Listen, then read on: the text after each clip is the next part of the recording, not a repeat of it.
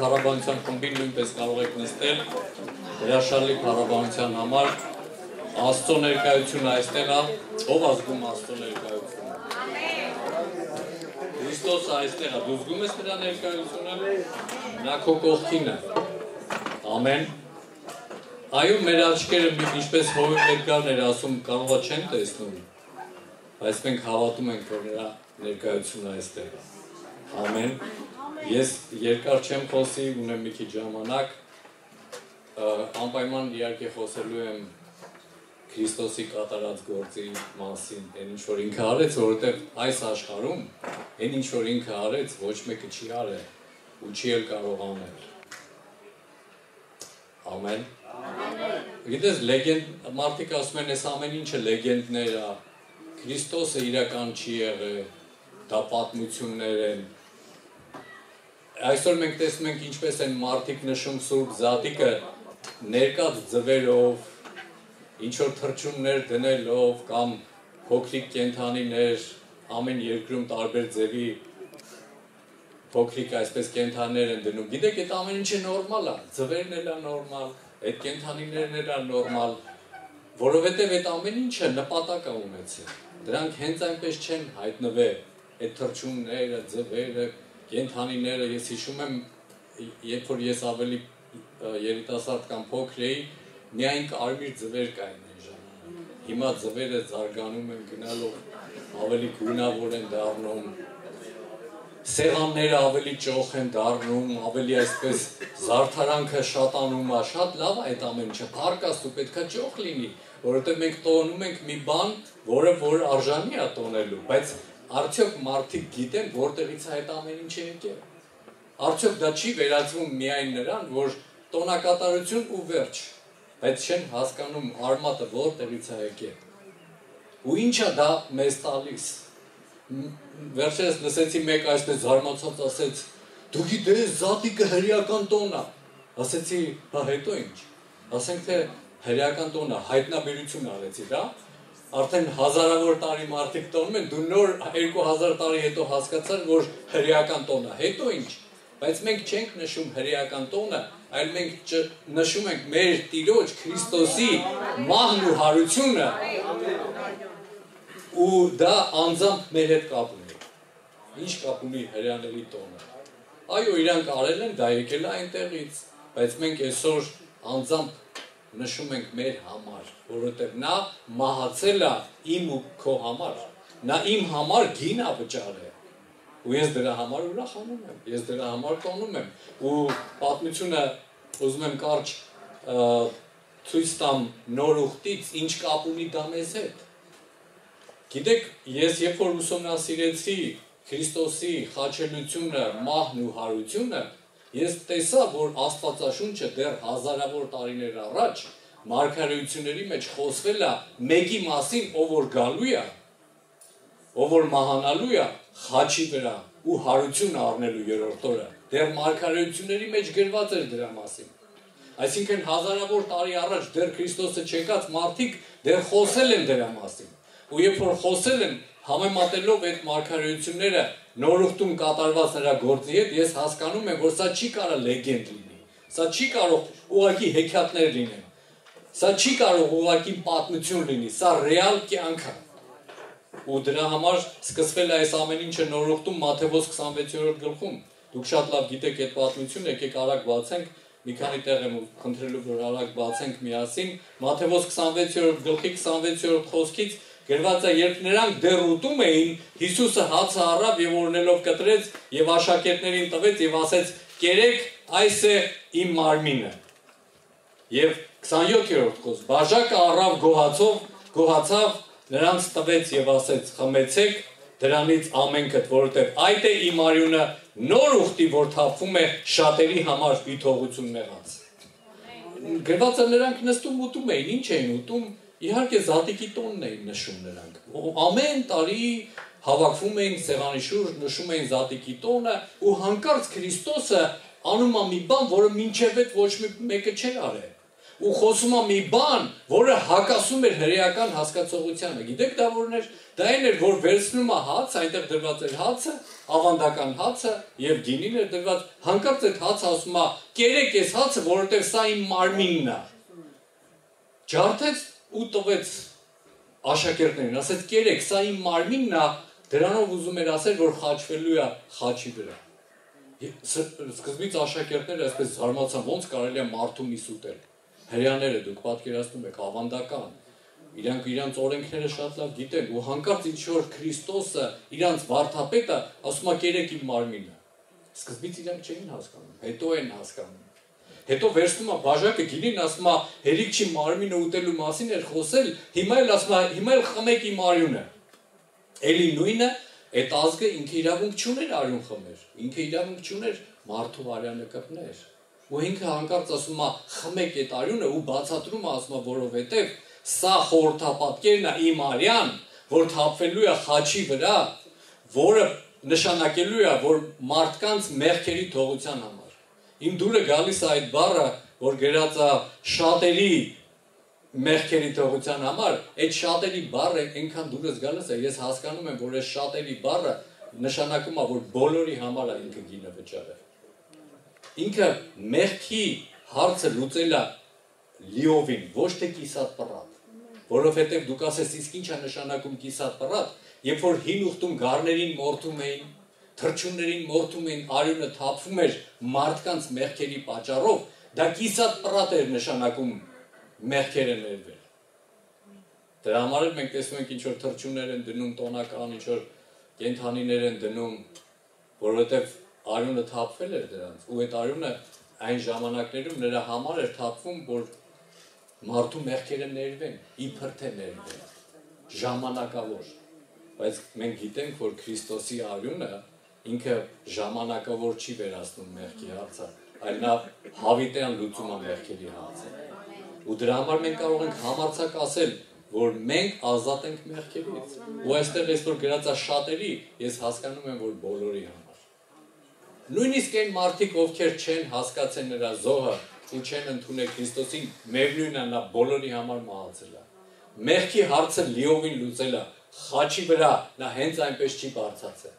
Խաչը այնտեղը չէր, որը պետք է իրան դատապարտեին։ Խաչը իր համար չէր։ Խաչը գիտեք ում համար էր։ Խաչը իմ ու քո համար էր։ Մենք պետք է բարձրանայինք այդ խաչը, որովհետև մենք էինք մեղք գործել, իսկ ինքը մեղք չէր գործել։ Մենք պետք է բարձրանայինք, բայց նա մեր փոխարեն բարձացավ, ահա թե ինչի այստեղ համարձակ ասում է, վերցրեք խմեք։ Ու իրանք շոկի մեջ են, իրար երես էին երևի նայում, ասում են, այս մարդու հետ ինչ եղավ։ Անցած տարի սենց բաներ չեր խոսում, որովհետև դրա հաջորդ օրը իրան պետքա տանեին խաչելության։ Դա իր կյանքի վերջի զատիկն էր, որ ինքը պետքա նշեր իր երկրային կյանքում։ Ու ինքը շատ լավ գիտեր, որ դրա հաջորդ օրը իրան բռնելու են, տանելու են, խաչելու են, բայց խաչելուց առաջ մի լավ տանջելու են։ Ու մարգարեները դրա մասին արդեն ասել էին, որ կբռնեն իրան, կտանեն, կտանջեն։ Ու մարգարեները այնքան բաներ են ասել, որ ես չեմ հասցնի բոլորը ձեզ ասեմ, ուղղակի մի երկու մարգարեություն Քրիստոսի գալուստի հետ կապված Զաքարիա 9:9։ Մարգարեություն Զաքարիա։ Եթե դու ունես Աստվածաշունչ կարող ես բացել, Զաքարյան մարգարեությունների վերջի մարգարեներից է։ 9:9։ Տեսեք, Զաքարիայի մարգարեությունը գրվել է Քրիստոսի գալուստից հարյուրավոր տարիներ առաջ, բայց ինչը ասեմ Զաքարյան, մեծապես ուրախացիր, ով Սիոնի աղջիկ, ցնծությամբ աղաղակիր, ով Երուսաղեմի աղջիկ, ահա քո թագավորը գալիս է, քեզ մոտ նա արդար է ու փրկագործ է, հեզը եւ էշի վրա հեծած, այսինքն էշի ձագի ավանակի վրա։ Ով է թագավորը։ Դու հասկանում ես, Հիսուսը դեռ չեկած Զաքարյան մարգարեանման մեկի մասին ու ասում է թագավորը գալիս է քո մոտ, քո քաղաք, որովհետև մենք գիտենք, որ խաչելությունից առաջ Քրիստոսը էշի վրա հեծած մտնում է Երուսաղեմ ու ժողովուրդը բոլորը բղավում են Օվսաննա, բարձրալի որդի, նույնիսկ իրանց շորերը հանում գցում են նրա ոտքերի տակ։ Բայց մարգարեն մարգարեացել էր դեր հարյուրավոր տարիներ առաջ։ որ գալու է էշի վրա, հերիք չի էշի վրա, գրած է այստեղ էշի ձագի կամ մի ուրիշտեղ գրած է քուրակի հետ միասին։ Դա գիտեք ինչ մանրամասն դետալներ է մեզ Աստվածաշունչը տալիս, որովհետև երբ որ Քրիստոսը Մատթեոսի 21-ում ասեց, գնացեք իմ համար ինչ որ մեկի մոտ ասեք քո էշը ինձ պետք է, ով այշում այդ պատմությունը։ Դա Մատթեոս 21-րդ գլխում է գրած, ասում է գնացեք այս ինչին, ասեք էշը ինձ պետք է, հենց դենց էլ ասում է, ասեք Տիրոջը պետք է։ Էլ երկար բարակ մի համոզեք, ասեք Տիրոջը պետք է ու ինքը կտա ձեզ։ Ու երբ որ ինքը տալիս է, այդ էշը բարձում է իր այդ մի հատ քուրակ աղոնում։ Ու երբ որ ինքը բերում են այդ էշին, քուրակին էլ հետն են բերում։ Դու հասկանում ես, կատարվում է այս մարգարեությունը դետալներով, որտեղ այստեղ նույնպես գրած է էշի վրա հեծած, էշի ձագի վրա, հավանակի վրա։ Դետալները դուք հասկանում եք ինչ դետալների ճշտություն։ Ու Քրիստոսը մտնում է Երուսաղեմ։ Էշի վրա հեծած։ Ու այդ այն ժամանակն էր, որ հրեա ժողովուրդը պատրաստում էին ամեն ընտանիք մի գառ էին պատրաստում, որ այդ գառում պետքա մորթեին իրանք։ Այդ գառի արյունը պետքա թափվեր, ու այդ գառան արյունը խորհրդապատկերում էր նրան, որ մահը իրանցից պետքա անցներ։ Դու հասկանում ես, գառը իր արյունով փրկում է մարդու, դա այդքան էլ ուժեղ չի, բայց գիտեք որ նա ուժեղ, որ եկավ իսկական գառը, Հիսուս Քրիստոսի մասին գրված է, ահա գալիս է գառը, որ իր վրա վերցնի աշխարհի մեղքերը։ Ու այդ օրը իսկական գառը մորթվեցավ։ Մարգարեությունները լրիվ կատարվում էին, որովհետև Եսայի մարգարեն 53-րդ գլխում, եկեք բացենք Եսայի մարգարե։ Եսայի 53-րդ գլուխ դետալներով պատմում է։ Ես ապշած եմ, երբ որ այս մարգարեությունները ուսումնասիրում էի, դետալներով ինչպես է համընկնում Քրիստոսի խաչելության հետ։ Մարդիկ հարյուրավոր տարիներ առաջ խոսել են դրա մասին ու հանկարծ դա կատարվում է։ Եկեք կարդամ երկրորդ խոսքից Եսայի 53:2-ից, որովհետև նա մատաղատունկի պես դուրս եկավ նրա առաջին եւ արմատի պես ծարավոտ երկրից, հիմա լսեք ուշադրություն, ոչ կերպարանք ուներ, ոչ վայելչություն, եւ մենք տեսանք նրան, եւ մի տեսք չկար, որ նրան ախորժեինք։ Նա անարգված էր, մարդկանց երեսից ընկած, հարվածների տեր եւ ցավի տեղյակ եղավ, մի այնպիսի, որից պետք է երես ծածկել։ Ես մի քիչ հետո կբացատրեմ ինչ է նշանակում երես ծածկել։ Անարգված էր եւ մենք նրան ոչինչ էինք համարում։ Հիրավի նա մեր ցավերը վեր առավ եւ մեր վշտերը բեռնեց իր վրա, բայց մենք նրան պատուհարված էինք համարվում, Աստվածանից զարկած, նկուն եղած, բայց նա մեր մեղքերի համար վիրավորվեցավ եւ մեր անօրենությունների համար հարվածեցավ, մեր խաղաղության պատիժը նրա վրա եղավ եւ նրա վերքերով մենք բժշկվեցանք։ Ում մասին է սա խոսում։ Հիսուս Քրիստոսի։ Գիտես ինչ ասում մարգարեն, նա ասում է նրա վրա տեսք չկար ու մենք չէինք կարողանում նրան նայել ու երեսներս ծածկեցինք։ Երբևիցե վերք տեսած կաս, որ ինչ որ մեկի վերքը կտրված մատ կամ ինչ որ օրգան, որ վերքը բացված ու արյունը թափում է, ինչ ես անում։ Միանգամից ասում ես, օյ, չես կարողանում, չէ՞ նայել այդ տեսարանին։ Գիտես ինչ էր տեղի ունեցել, Քրիստոսը երբ որ խաչի վրա էր, այդ տեսարանն էր իր մոտ։ Իրան այնքան էին ճիպոտով ծեծե, պատմաբանները ասում են միսը արյունախառը այսպես պալոկվել էր ու այդ խաչի պսակը որ դրել էին գլխին, ճղել էր ամբողջ գլուխը եւ միսը բացվել էր ու արյունը թափվում էր վերևից իր երեսի վրա ու այդ ժամանակ ասում են մենք չէինք կարողանում նայենք, այլ երեսներս փակում ենք, որովհետև տեսք չկար ու մենք մտածում էինք իրան թողնված, անարգված, հարվածի տակ եղած, այդ ամեն ինչը մենք մտածում էինք ինչի համար, բայց մարգարեն ասում է, բայց նա մեր մեղքերը իր վրա վերցրեց,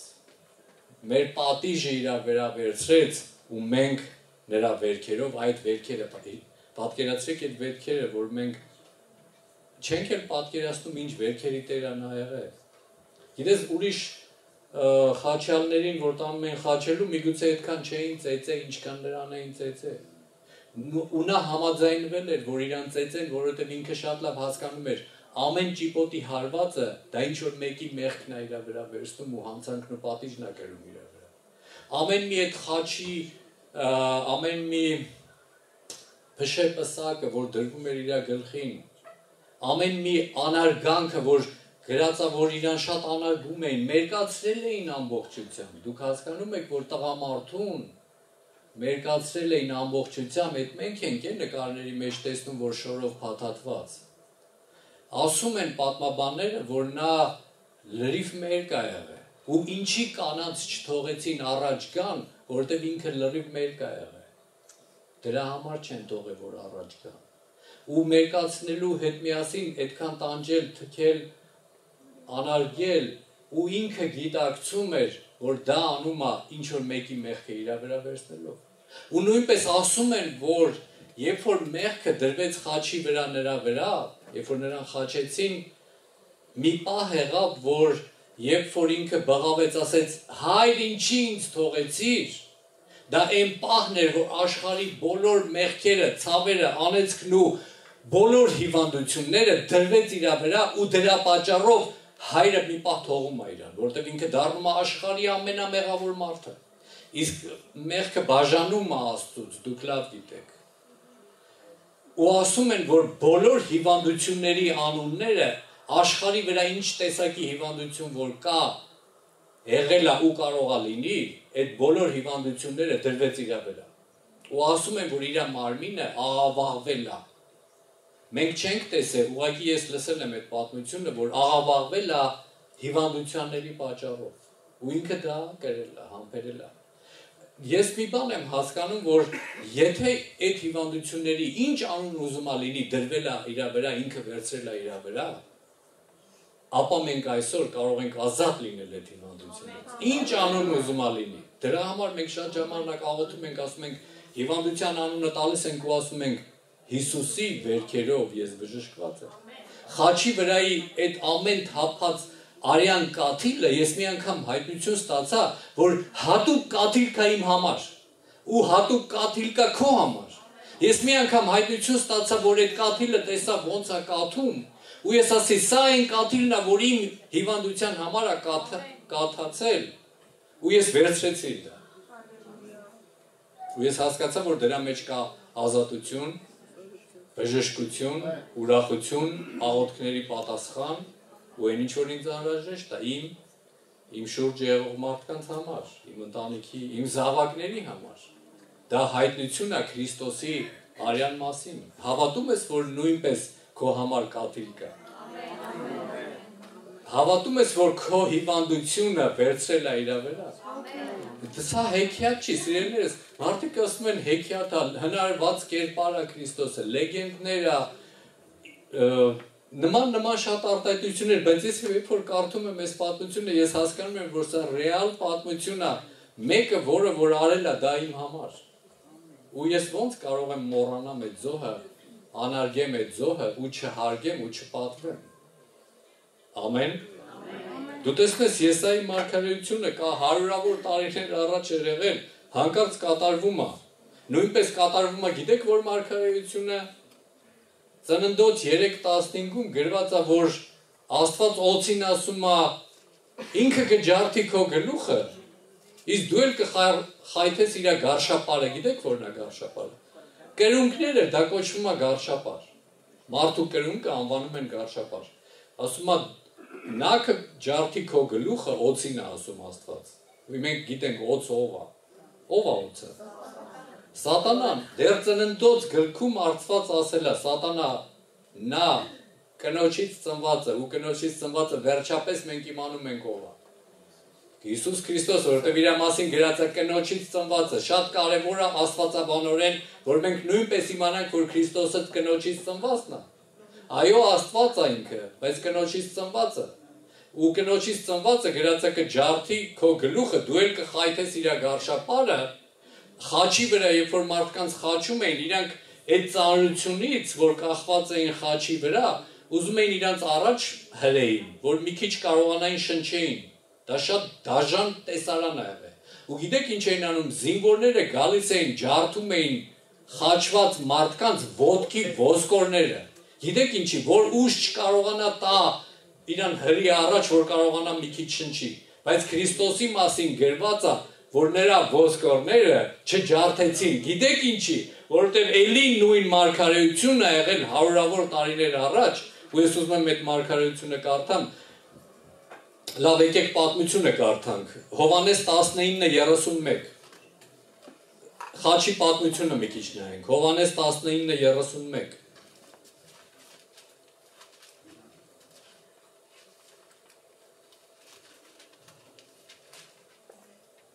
տեսեք ինչ է գրված, բայց հրեաները, որովհետև ուրբաթ օր էր, որպեսզի մարմինները չմնան խաչի վրա, շաբաթ օրը, որովհետև այն շաբաթ օրը մեծ էր, Պիղատոսին աղաչեցին, որ նրան սրունքները ջարդեն եւ վեր առնվեն, որ շուտ իջացնեն։ Զինվորներն էլ հիմա կարևոր խոսքը լսեք, 32-րդ խոսք։ Զինվորները, երբ որ եկան, այն առաջինների սրունքները ջարդեցին, չէ՞ որ Քրիստոսի հետ էլի մարդիկ կային խաչված։ Գրած է դրանց սրունքները ջարդեցին, այնպես էլ մյուսինը, որ նրա հետ խաչված էր, բայց երբ որ Քրիստոսի մոտ եկան, տեսան նրան արդեն մահացած, նրա սրունքները չջարդեցին, որովհետև մարգարեությունը իր մասին եղել է։ Հիմա կկարդանք, որ դու ավելի վստահ լինես, Սաղմոս 34, եկեք բացենք Սաղմոս 34, դու գիտես Սաղմոսը քանի տարի առաջ է գրվել Քրիստոսի գալուստից, 1000 տարի առաջ, 1000 տարի առաջ Սաղմոս գրողը Քրիստոսի մասին գիտեք ինչ է գրել, հիմա կկարդանք իրար հետ, Սաղմոս 34, 34-ի 20-ը, եթե ռուսերեն ես կարդում, 33-ի 21-ը,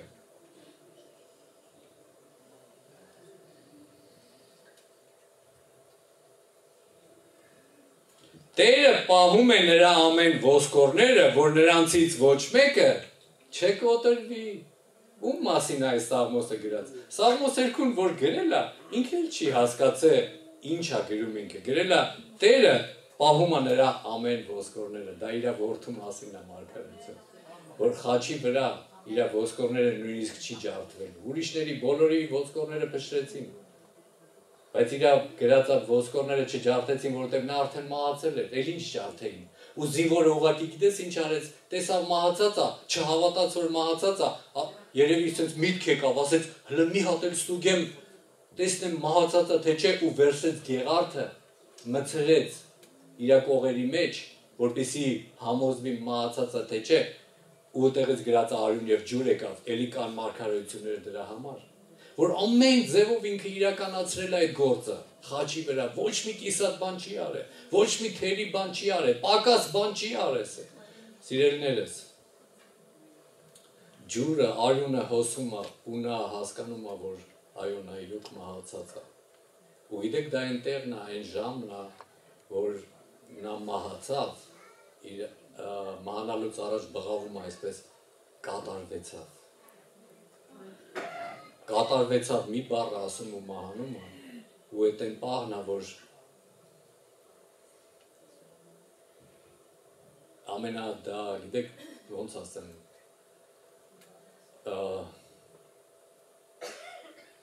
թվում է, թե սատանան հաղթեց, թվում է, թե սատանան սպանեց Հիսուսին, վերջապես մահացավ Հիսուսին, ու այդ այն պահն էր, որ աշակերտները տեսան, որ Քրիստոսը մահացել է, մտածեցին վերջ մեր վերջը եկավ, բոլորը մտածեցին, որ ամեն ինչ վերջացավ, նույնիսկ սատանան երևի մի պահ հանկարծ գլխի է ընկնում, որ լսի մի րոպե, սպանելով Քրիստոսին, սա ախր խաչի վրա կարող է մի բան արեց, որը որ իմ վերջը եկել է, ես էլ չեմ կարողանալու հիվանդություններով, անեծքներով մարդկանց վրա իշխել, Ու գիտես ինչ եմ մոտենում հանկարծ ինչ-որ մեկը Քրիստոսին ասում է, եթե Աստծո որդին ես, իջի խաչի վրայից։ Դա պատահական չի, որ ինչ-որ մեկը մոտենում է ասում է իջի խաչի վրայից։ Շատ մեծ գայթակղություն է խաչի վրայից իջնել։ Բայց ինքը լավ գիտեր, որ պետքա չիջնի։ Ինքը շատ լավ գիտեր, որ իր տեղը խաչի վրա է։ Խաչի վրա մնալով ու մահանալով մենք մտածում ենք մահը դա վերջն է։ Ամբողջ աշխարհը գիտես ինչ է մտածում, վերջի կետը ո՞րն է մարդու։ Մահն է, չէ՞, մտածեցին վերջ, սա վերջն է։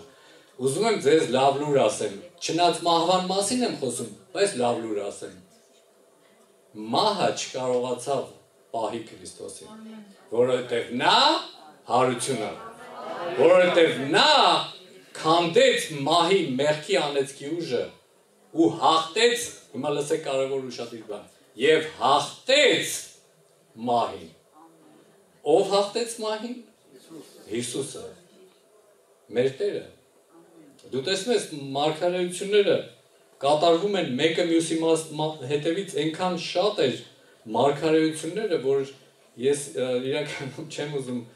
շատ տեղեր կարդամ, ժամանակը վերցնեմ, բայց ես ուզում եմ բերեմ այս պատմությունը իր ավարտին, որովհետև էլի պետքա մենք հետ գանք ինչի վրա որ սկսել ենք,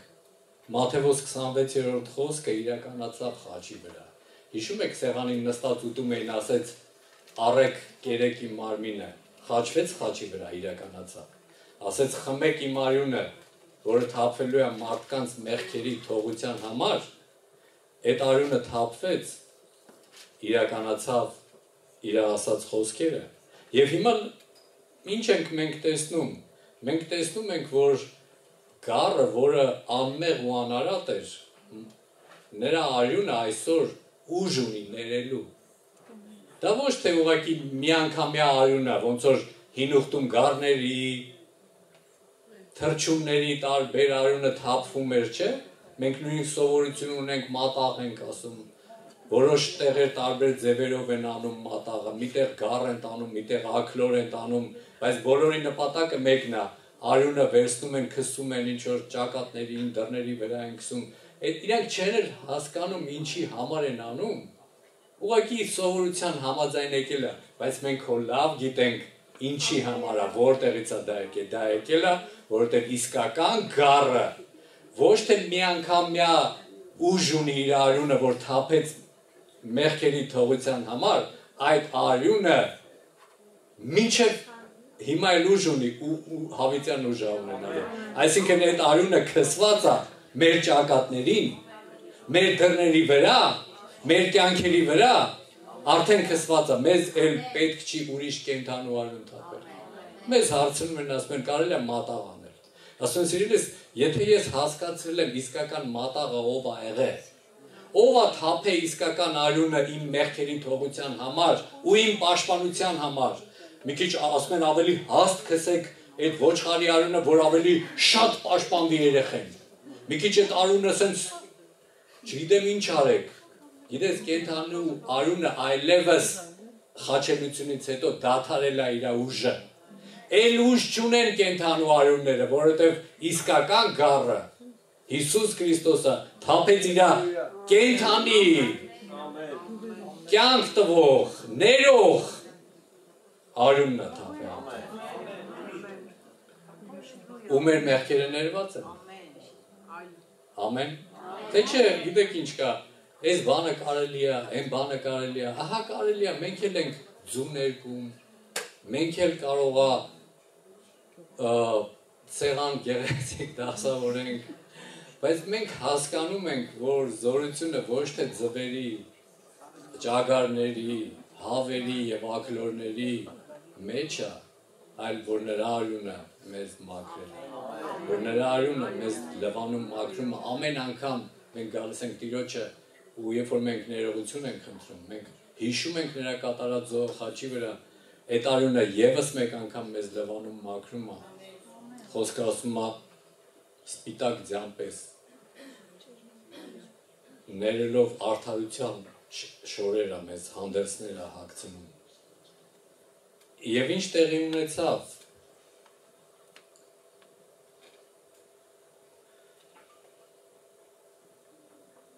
ինչ հնարավորություն մեզ բացվեց, նույնպես սրանով պետք է վերջացնեմ, ինչ հնարավորություն մեզ բացվեց Քրիստոսի խաչելությունից հետո, ինչ տվեց մեզ խաչը։ Մենք խաչեր ենք սիրում կախել մեր վզերին, մենք խաչեր ենք սիրում դնել ինչ-որ միտեղ, նույնիսկ խաչի տարբեր տեսակներ կան խաչ, որը որ Քրիստոսը վրան է, կա խաչ, որը որ Քրիստոսը վրան չի, կա խաչ, որ ինքը սիրուն զարդարված է, բայց մենք չենք տեսնում, որ Քրիստոսի խաչը, որ վրա ինքը խաչվել է, այդքան սիրուն զարդարված է եղել, սովորական փայտի խաչ է եղել։ Ինչ տվեց իրականում մեզ այդ խաչը։ Շատ ուժեղ մի բան է մեզ տվել։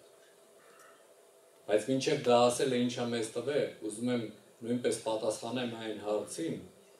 որ մարդիկ ասում են, լավ ինչի մենք պետք է հենց Քրիստոսին հավատանք, այդքան աստվածներ կան, միգուցե այս աստվածն էլ է ճիշտ, այն մյուս աստվածն էլ է ճիշտ, որովհետև բոլորը ունեն իրանց գրքերը, Բուդդան ունի իր գիրքը, Կրիշնան ունի իր գրքերը, մուսուլմանները ունեն իրանց աստծուն, իրանց մարգարեին ունեն, ամեն աստված իր մարգարեն ունի, ինչի՞ չէ իր զավակն ունի, նույնն էլ Եհովա աստվածն է, Քրիստոսը ունի իր զավակը, իր մարգարեն, որովհետև Քրիստոսին նույնպես մարգարե են անվանել, ու նույնպես Ղուրանի մեջ գրված է, որ Քրիստոսը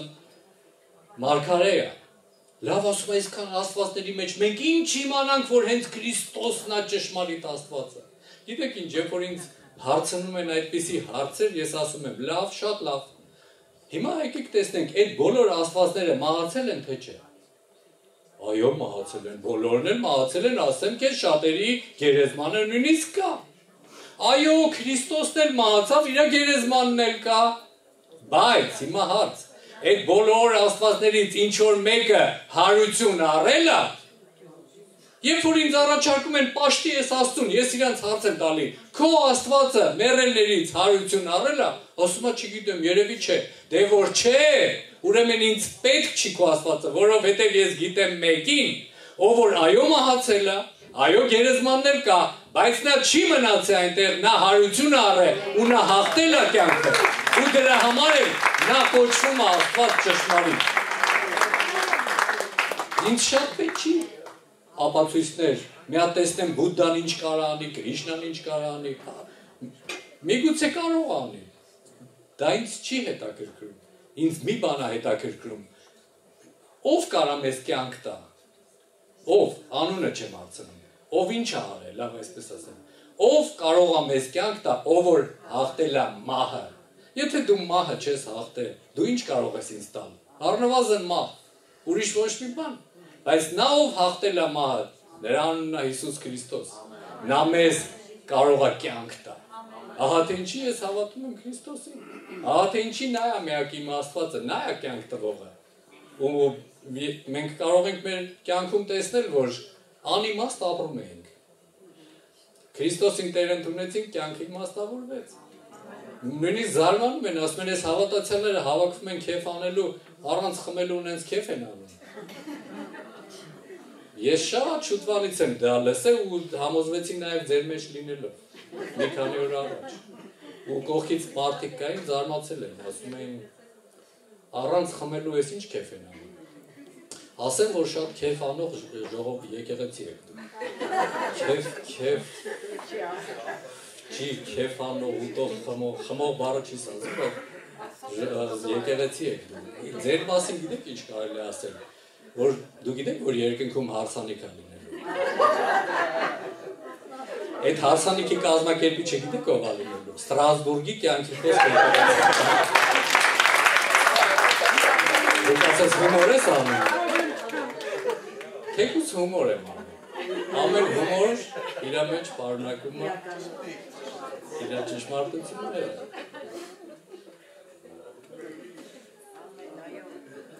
Փառք Հիսուսին։ Եվ հիմա ամենակարևորը, ինչ տվեց մեզ խաչը։ Մեզ խաչը գիտեք ինչ տվեք։ Հովհաննես 20:17։ Ավետարանն ըստ Հովհաննեսի։ Հովհաննես 20:17։ Հիսուսը նրան ասեց. «Մի դիպչիր ինձ, որովհետև դեռ չեմ վեր ելել իմ հոր մոտ, բայց դու գնա իմ եղբայրների մոտ եւ նրանց ասա. ես վեր եմ ելնում իմ հոր մոտ եւ ձեր հոր մոտ»։ Դուք ասես ինչ կա այս տեղի մեջ, որ այդպես շեշտադրումներ ես ուզում անես։ Ուզում եմ քեզ ասեմ, որ հայր բառը առաջի անգամ արտասանվում նոր ուխտում, որտեղ հին ուխտում ընդհանրապես չի արտասանվում։ Աստծո անունների մասին մենք գիտենք լիքը Աստծո անունները, նշանակությունները, բայց հոր գաղափարը Հիսուսը հանկարծ խոսում է իր խաչելությունից հետո, ու գիտես ինչ է ասում, ասում է ինձ մի դիպչիր, այստեղ հարցը դիպչելը չի, դրա համար եկեք դրա վրա մի կենտրոնացեք։ Այլ կենտրոնանանք նրա վրա։ Ես դեռ չեմ բարձացել, չի ասում է Աստծու մոտ, Եհովայի մոտ, Էլշադայի մոտ, Ադոնայի մոտ, Էլոհիմի մոտ։ Ես դեռ չեմ բարձացել իմ հոր մոտ, սկզբից ասում է իմ հոր մոտ, մի քիչ ջիջիլ է գցում, իմ հոր մոտ, դե ճիշտ է ասում, չէ, բայց մինչև այդ հայր բառը չի եղել։ Շատ խիստ է եղել դրված մինչև դա։ Ոչ մեկը Աստծուն հայր չէր կարող ասել։ Ու հանկարծ դրանից հետո, գիտես ինչ անում, շարունակում ասում է, էլի ասում է, ես պետքա վեր ելնեմ իմ հոր մոտ եւ ձեր հոր մոտ։ Աշակերտները նորից շոկի մեջ էին։ Այնտեղ ասում է արյունս խմի, հետո ասում է մարմինս կեր, ստեղ էլ ասում է ձեր հոր մոտ։ Ոնց մեր հոր մոտ։ Փաստորեն իր զոհը, իր խաչը մեզ տվեց հնարավորություն մոտենալ հորը, որ ու դրա համար Աստված մեր հայրն է։ Մենք համարձակ Աստծուն ասում ենք հայր։ Ես նույնիսկ երբեմն զարմանում եմ մեր հայերի դիմելու ձևի վրա, պապ ջան, ով է տվել քեզ այդ հնարավորությունը, որ դու ասում ես Աստծուն պապ ջան, հələ դու հրեաների մոտ ասա այդ բանը։ Ես մեկը մի օր լսեմ մեկ ասեց հերես, հեր ջան, հերես։ Եթե ինքը հայտնություն ունի, որ այո նա իր հայրն է, թող դիմի, որովհետև Քրիստոսը գինը արդեն վճարել է։ Հոր մոտ բաց է դռները։ Դրա համար մենք վազում ենք, ասում ենք հայր, դիմում ենք նրան, ու երբ որ ասում ենք հայր, մենք ասում ենք պապ, ինքն էլ ասում է ջան, այդ նշանակում է, որ ինչ որ ինքը ունի, մեզ է պատկանում։ Հիմա թող ինչ ուզում են ասեն, ես հոր լավ գիտեմ, որ ճանապարհը հոր մոտ բացել է Քրիստոսը։ Իմ ճանապարհը հոր մոտ բաց է։ Ինչ կապ ունի սա հրեական տոն է, Աստվածաշնչում իմ անունը գրված է թե չէ, ես մի բան գիտեմ, Քրիստոսի կատարած զոհի շնորհիվ։ Վարագույրը պատրվեց թե չէ։ Որ վարագույրը, այն որ մարդուն բաժանում էր սրբության սրբոցից, մարդուն բաժանում էր Աստծո ներկայությունից, այդ վարագույրը պատրվել է, այդ նշանակում է ճանապարհը բաց է դեպի հայրը, ու հայրը նշանակում է շնորհքի գահը, որտեղ որ մենք գալիս ենք շնորհք ստանալու։ Ահա թե ինչ տվեց մեզ զատիկը, եկեք ոտքի կանգնենք, հալելույա, թող նվագողը գա, փառք Աստծու։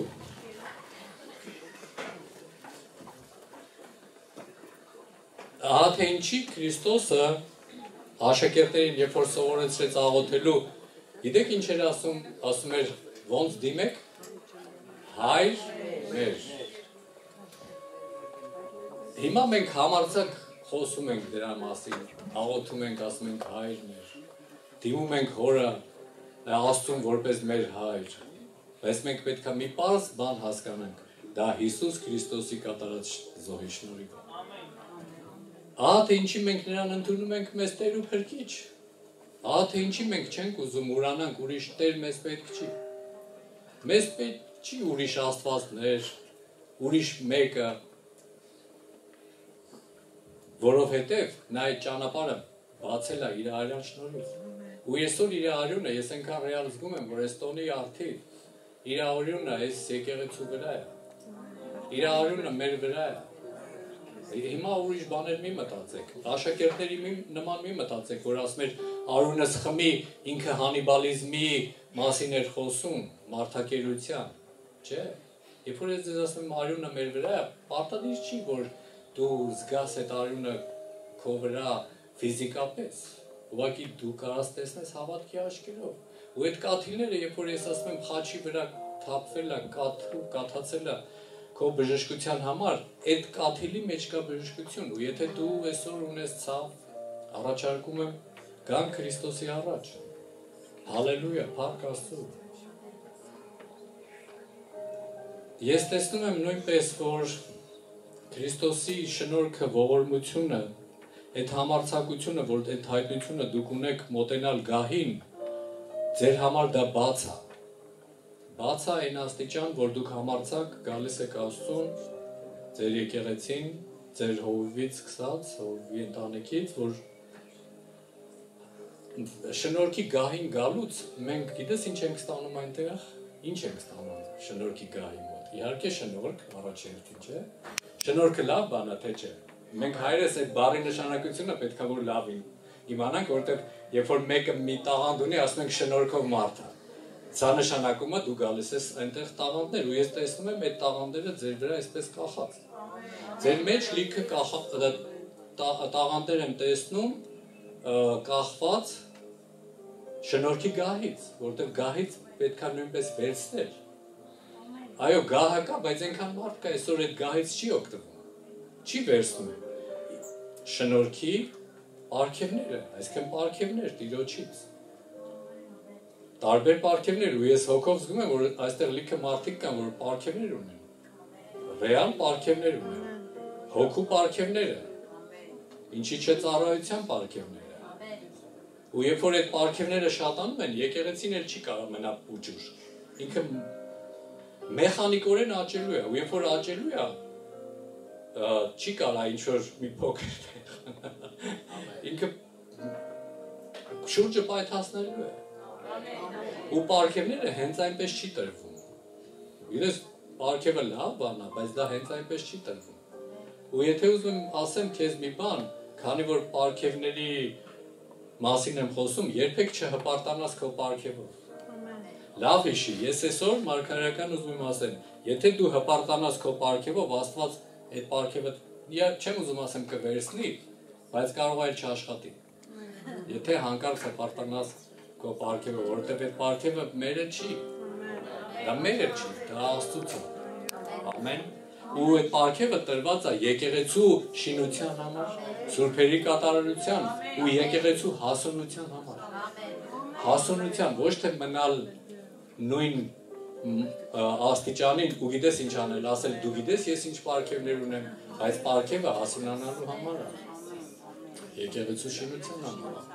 Հիշում ես, կհիշես այդ ամեն ինչը։ Ուզում ես պարգևներ ավելի շատ, ուզում ես պարգևները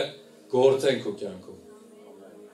Ու եթե ինձ հարցես օրինակ ինչ պարգևներ ես զգում եմ մի քանի պարգև երազների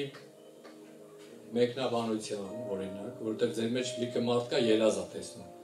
Ինձ հոգին ասեց, այդտեղ մարդիկ կան, որ երազներ են տեսնում, բայց լավ կլինի, որ մեկնաբանություններ ունենանք, մենակ երազ չտեսնենք։ Մարգարեության պարգևներ, բժշկության պարգև, ես ռեալ տեսնում եմ, որ ոնց է աղոթելու մարդկանց համար ու մարդիկ բժշկվելու են։ Հիսուսի անունով, ես ուղղակի չունեմ ժամանակ, որ հատ-հատ ձեզ կանչեմ, յուղով օծեմ, մեր ժամանակը սուղ է, ես դեռ պետք է ուրիշ տեղել գնամ կարոզեմ, բայց ես աղոթելու եմ այդ ամեն ինչի համար ու միգուցե հովվին օծելով համարվի, որ ամբողջ եկեղեցին օծեցի։ Որովհետև Աստված հովիվ հետ կալ ես զգում եմ, որ Աստված ավելացնելու է քեզ մի նոր մակարդակ է տանում, պատրաստել է տարիներով, ու դու շատ լավ գիտես, որ տարիներով քեզ պատրաստել է Աստված, որպեսզի նոր մակարդակ մտցնի, նոր մակարդակ թե քո ծառայության, թե սովորացնելու եկեղեցին, սովորացնելու պարգևների եւ աճի մասին։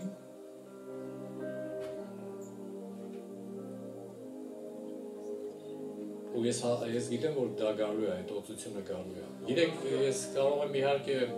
շատ բան ասել, հեշտ ասել է, ես հենորն էլ կատակով ասում եմ,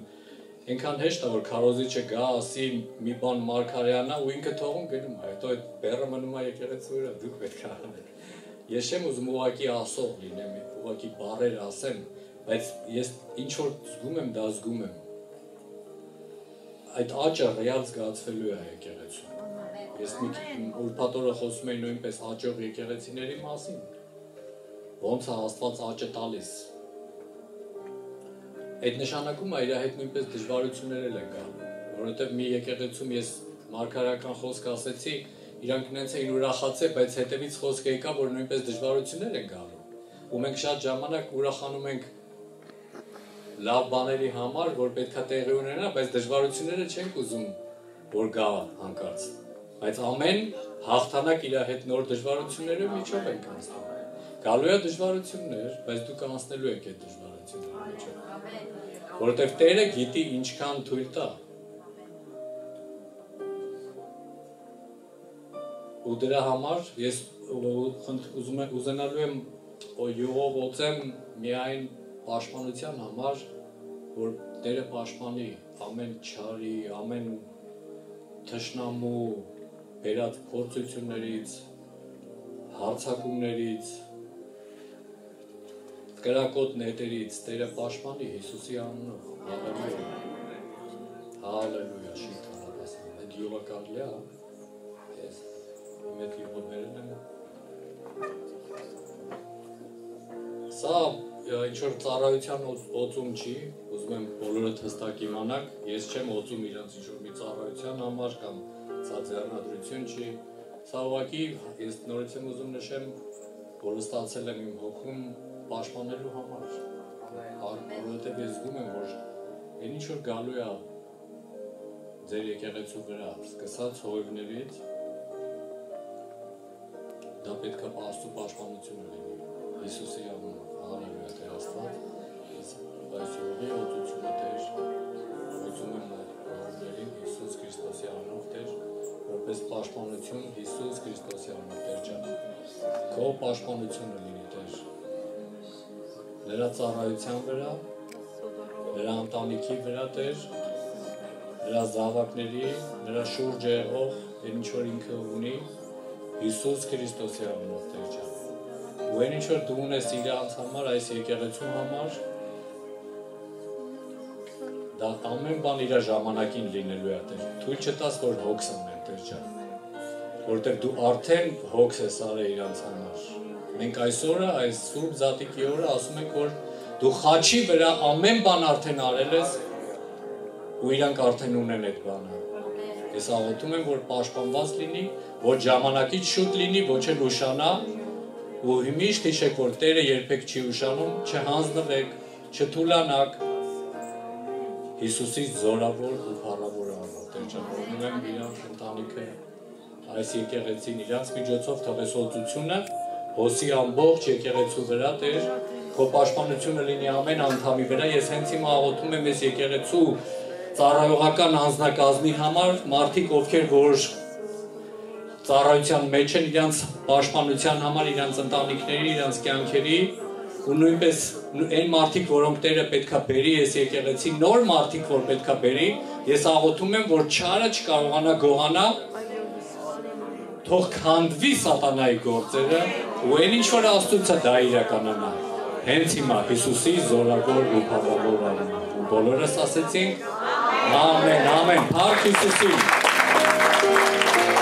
Դու գիտես, այստեղ նույնպես ես երբ որ խոսում եմ արյան կաթիլների մասին, տեսա, որ Աստված բժշկում է նույնպես ոմանց։ Ով է զգացել, որ հիմա բժշկարար զորություն կա այստեղ։ Ես առաջ չեմ կանչելու, բայց ես քեզ առաջարկում եմ, որ այդ զորությունը վերցնես։ Այսօր քո օրն է, պարտադիր չի քարոզիչը աղոթի։ Այսօր քո օրն է, որովհետև Քրիստոսը հենց քո համար է խաչվել։ Այսօր քո օրն է, վերցրու, եկեք հենց հիմա հավատքով վերցնենք մեր հիվանդ, ինչ որ կա հիվանդ տեղ մեր մեջ, հենց հիմա խաչի վրա Տեր մենք ասում ենք,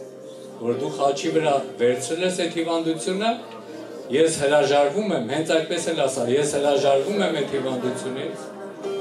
ու ես վերցնում եմ խաչի վրա իմ բժշկությունը ինչ որ տեղի ունեցել, հավատքով եմ վերցնում, ու ասում եմ շնորհակալություն, թող ամբողջ փառքը քեզ լինի, Հիսուսի անունով, ամեն, ամեն, փառք Աստծուն, նա է արժանի իրականության ամբողջ փառքի, հալելույա Հիսուս, շնորհակալություն, շնորհակալություն, շնորհակալություն շնորհակալություն։ Եվ վերջում ուզում եմ հարցնեմ, կա մարդ, որը որ առաջի անգամ եկել ու ուզում է իր կյանքը տա Քրիստոսին։ Եթե կա, առաջ արի աղոթենք, եթե չես գալու կարող ենք ընդհանուր մի աղոթք անել, իրար հետ կրկնել այս բառերը։ Ես մի րոպե կսպասեմ, եթե կգաք առաջ, իրար հետ կաղոթեմ, եթե չէ, եթե չես գալու առաջ, խնդրելու եմ, որ որտեղ որ դու կանգնած ես, քո կանգնած տեղը, եկեք փակենք մեր աչքերը եւ այս աղոթքը անենք, որը կոչվում է փրկության աղոթք, որ մարդ, ահա, գալիս են մարդիկ, դե լավ, քանի որ գալիս են, եկեք առաջ, մենակ դուք չեք, ինձ ոնց որ էլի կային, ես հարկ ասում։ Համարձակներ գտնվեցին եկան, եկեք պահպանենք նրանց, ուրախ ինձ ձեր համար, եկեք կանգնեք այստեղ, կանգնեք, մոտեցեք, մի վախեցեք, ոչինչ չէ, որ մի քիչ բարձրեմ ձեզանից կանգնած, ես կարող եմ իջնեմ, խնդիր չկա։ Դու գիտեք, որ այսօրվա քարոզը հենց այն էր, ինչ որ պետք է ես ասեի, որ Քրիստոսը մահացել է ձեր մեղքերի փոխարեն, ողջունում ենք ձեզ նույնպես, շնորհակալություն ձեր համարձակ քայլերի